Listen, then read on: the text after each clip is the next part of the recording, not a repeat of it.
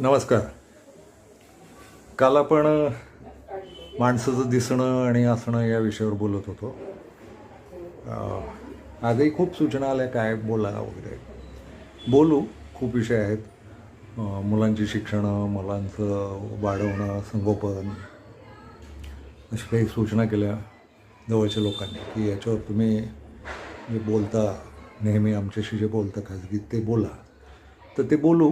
कालचा एक विषय थोडा गमतीचा म्हणून राहिला, दिसणं आणि असण्यातला.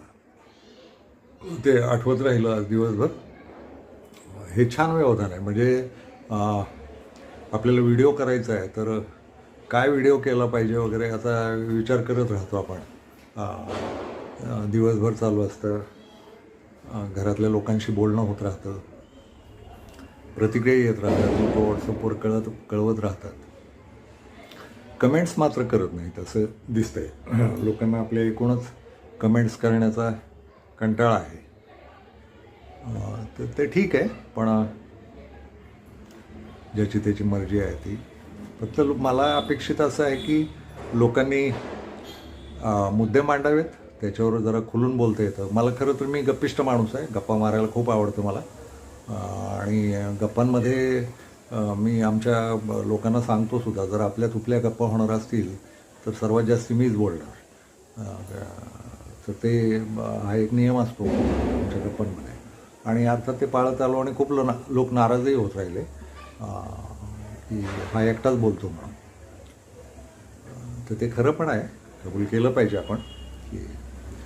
तर झालं आहे असं की ते सूचना हव्यात लोकांच्या, गप्पा काय विषय व्हायला पाहिजेत आणि बोलत राहू.